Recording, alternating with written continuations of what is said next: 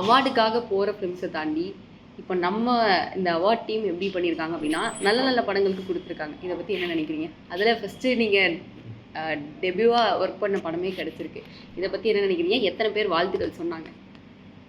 இது அதான் நான் அன்எக்ஸ்பெக்டட் மூமெண்ட்டு தான். பட் நம்ம எல்லாருமே இன்றைக்கி சொல்கிறாங்க, அவங்களுக்கு அந்த படத்துக்கு அவார்டு கிடச்சிருக்கிறது வெல் டிசர்வ் அப்படின்னு சொல்கிறாங்க. அது கேட்கும்போது ரொம்ப அவார்டை தாண்டி அதை கேட்கும்போது ரொம்ப சந்தோஷமாக இருக்குது. உங்களுக்கு கரெக்ட் இந்த படத்துக்கு இந்த அவார்டு கிடச்சது கரெக்டு தான், சந்தோஷம் அப்படின்னு எல்லாருமே சந்தோஷப்படும் போது ரொம்ப ஹாப்பியாக இருக்குது.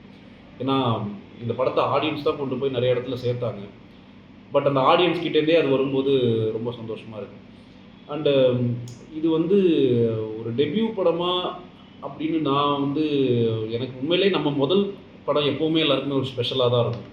இதுக்கப்புறம் எத்தனை படம் பண்ணாலும் நம்ம ஃபஸ்ட்டு படம் அந்த ஸ்க்ரீனில் நம்ம பேரை பார்க்கும்போது சந்தோஷம் இருக்கும்ல. ஸோ அந்த ஃபஸ்ட்டு படத்துலேயே எனக்கு கிடச்சது ரொம்ப சந்தோஷமாக இருந்தது. ஏன்னா இந்த படத்தில் எனக்கு என் கூட ஒர்க் பண்ண ஆர்டிஸ்ட்டாக இருக்கட்டும், எல்லாருமே டெக்னீஷியன்ஸ்லேருந்து எல்லாருமே இந்த படம் ஜெயிக்கணும், இந்த படத்தில் எவ்வளோ எஃபோர்ட் பண்ணணுமோ அதை போட்டாங்க. ஸோ இந்த படத்துக்கு அவார்ட் கிடச்சிருக்கும் போது இது எல்லாருக்குமே ரொம்ப சந்தோஷமாக அவங்க இருக்கிறத விட, இதுக்கப்புறம் வர டைரக்டர்ஸாக ஒரு புதுமுக இயக்குநர்களாக இருக்கட்டும், இவங்க எல்லாருக்குமே இது ஒரு மோட்டிவேஷனாக இருக்கும்ல. சரி, நம்மளாலையும் இதை பண்ண முடியும் அப்படிங்கிறது இல்லை. ஸோ அது நினைக்கும் போது ரொம்ப ஹாப்பியாக இருக்குது. யார் யார் வாழ்த்துக்கள் சொன்னோம்? நிறைய பேர் வாழ்த்துக்கள் சொன்னாங்க. நிறைய எனக்கு தெரிஞ்ச சர்க்கிள்லேருந்து நிறைய பேர் சொன்னாங்க. நிறைய மீடியா நிறைய பேர் கால் பண்ணி பேசினாங்க. எனக்கு சிவாண்ணன் கால் பண்ணி விஷ் பண்ணார். அவர் பார்க்கிங் ரிலீஸ் ஆகும்போதும் அவர் தான் கால் பண்ணி விஷ் பண்ணார். அவர் இப்போயும் அவார்டு வாங்கிட்டு ரொம்ப அந்த ஒரு வீடியோ ஒன்று பார்த்தேன். நான் அந்த அவார்டு அனௌன்ஸ் பண்ணும்போது ஒரு வீடியோ அதில் ரொம்ப எமோஷனலாக இருந்தேன். ஸோ அதை சொன்னார். அதை பார்க்கும்போது ரொம்ப எமோஷனலாக இருந்தது. அப்புறம் கமல் சார் நேரில் கூப்பிட்டு எங்கள் டீமாக கூப்பிட்டு எல்லாருக்கும் விஷ் பண்ணி நிறைய விஷயம் அவரோட இதெல்லாம் பகிர்ந்துக்கிட்டார். இன்னும் நிறைய பேர் கால் பண்ணி பேசினாங்க. ரொம்ப அதான் திருப்பி ஒரு படம் ரிலீஸ் ஆன மாதிரி ஒரு ஃபீல் இருந்தது. இப்போது STR 49 என்னதான் கதை?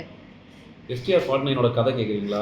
இல்லை, என்ன ஆச்சு, என்ன பண்ண? இல்லை, அது கொஞ்சம் தள்ளி ஆரம்பிக்குது. ஏன்னா இப்போ வெற்றிமாறன் சார் அவங்க அந்த கமிட்மெண்ட்லாம் இருக்கிறதுனால அந்த படம் முடிச்சதுக்கப்புறம் ஸ்டார்ட் பண்ணலான்னு. இப்போது எனி டைம் நாட் அந்த படம் ஸ்டார்ட் பண்ணல. கொஞ்சம் நெக்ஸ்ட்டு மேபி அது நெக்ஸ்ட் இயர் ஸ்டார்ட் ஆகும்னு நினைக்கிறேன். ஸோ அதுக்கு இன்பிட்வீனில் வேறு ஒரு படத்துக்கான ஒரு டிஸ்கஷன் போயிட்டு. இப்போது அந்த போஸ்டர்லாம் பார்த்தோன்னே மெக்கானிக்கல் இன்ஜினியரிங் அப்படின்ற மாதிரி போட்டிருந்தீங்க. சிம்பு சார் படத்தில் அந்த ஹீரோயின்ஸை பார்க்கும்போது ரொம்ப ரொம்ப வாவ் செம்மையாக இருக்காங்களே அப்படின்னு சொல்லிட்டு பசங்களாம் எங்குவாங்க. இதில் என்னென்னா அந்த மெக்கானிக்கல் இன்ஜினியரிங் அப்படின்னா அதில் மோஸ்ட்லி கேர்ள்ஸே இருக்க மாட்டாங்க. அது ஏன் படத்தில் என்ன ஹீரோயின் இல்லையா? அப்படிலாம் இல்லை. மெக்கானிக்கல் ஸ்டூடெண்ட்ஸ்லாம் அதுலேயுமே இருக்காங்க, அதெல்லாம் இருக்காங்க. அது மட்டும் இல்லாமல் காலேஜுக்கு போகிற ஒரு ஸ்டூடெண்ட் தானே அது மெக்கானிக்கல் ஸ்டூடெண்ட். என் காலேஜில் எவ்வளோ பேர் ஃப்ரீ டைமில் வெளில வருவாங்க, அதெல்லாம் இருப்பாங்க. அப்படிலாம் இல்லை.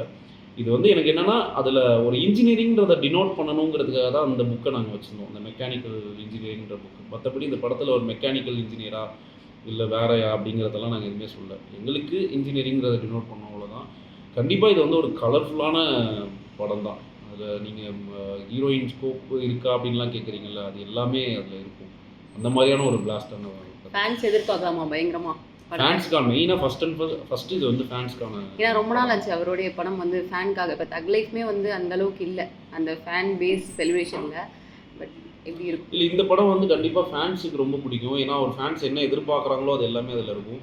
திருப்பி சிம்பு சாரை ஒரு காலேஜோட ஸ்டூடெண்ட்டாக நம்ம அப்போது மன்மதன் அந்த வல்லவன் அந்த டைமில் நம்ம பார்த்துருப்போம்.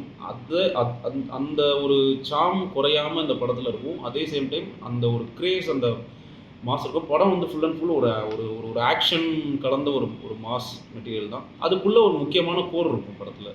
சரி, இப்போ ஒரு அவார்ட் வாங்கிட்டாங்க, படம் ஒரு படம் நல்ல பேர் வாங்கிடுச்சு அப்படின்னாலே அடுத்து பெரிய நடிகர்களுக்கு தான் இயக்கணும் அப்படின்ற மாதிரி சிலருக்கு மைண்ட் செட் வரும். அந்த மாதிரி இருக்கா உங்களுக்கு? டிபெண்ட்ஸ் ஆன் கதை தான். ஒரு கதை, இந்த கதைக்கு இவங்க வேணும் அப்படிங்கும்போது அதை பண்ணி தான் ஆகணும். அது பெரிய ஹீரோக்கு பண்ணணும் அப்படிங்கிறதுலாம் அந்த மாதிரி கிடையாது.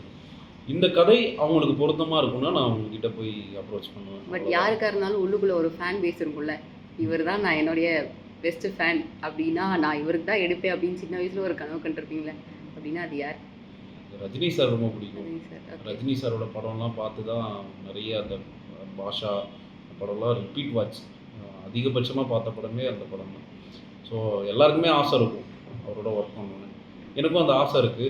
அது பார்ப்போம். அதுக்காக மேனிஃபெஸ்ட் பண்ணுவோம். சரி, அடுத்த படத்த பத்தி ஒரு அப்டேட் சொல்லுங்க. ஏதோ எழுதிக்கிறீங்க, ஏதோ பண்றீங்க. ஸ்டில் ரைட்டிங் போயிட்டுருக்கு. அது இன்னும் என்னன்னு எதுவுமே அஃபிஷியலாக கன்ஃபார்ம் ஆகலை.